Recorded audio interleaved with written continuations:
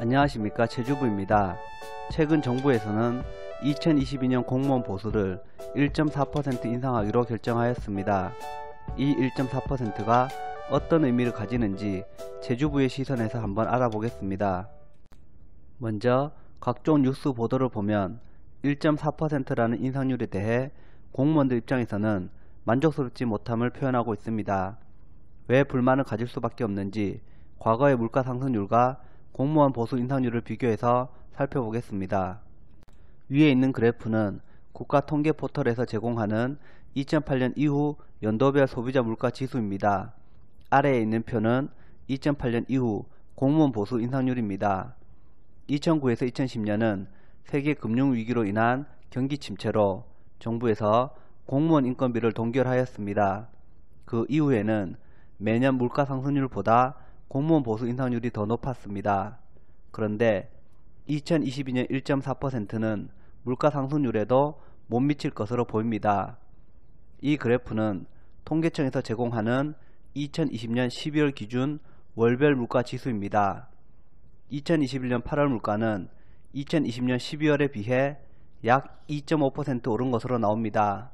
결국 2022년에는 보수 인상률이 물가 상승률보다 낮기 때문에 사실상 공무원 임금을 삭감한 결과가 나옵니다.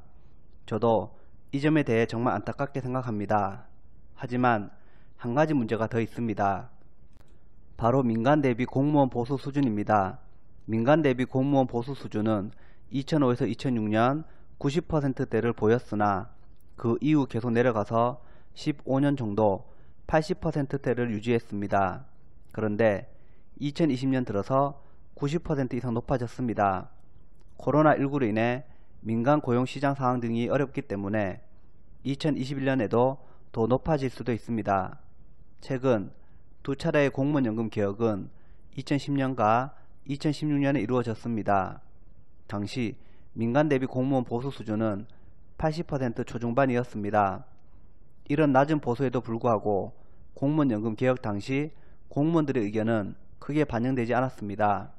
만약 2021년 혹은 2022년에 더 높은 보수 수준을 보인다면 공무원들의 목소리는 더욱 내기 힘들 것으로 예상됩니다.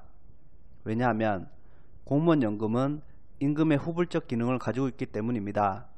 최근 공무원연금 개혁에 대한 뉴스가 종종 보도되고 있습니다. 코로나19라는 특수한 상황에서 민간 대비 공무원 보수 수준이 높아질 수 있는데 이것이 빌미가 되지 않았으면 좋겠습니다. 지금까지 2022년 공무원 보수 인상률 1.4%에 대한 최주부의 시선을 알아보았습니다. 이 영상에 담긴 내용이 그저 저의 기후이기를 바랄 뿐입니다. 영상을 보시고 궁금하신 점은 댓글로 남겨주세요. 끝으로 구독과 좋아요 부탁드리며 시청해 주셔서 감사합니다.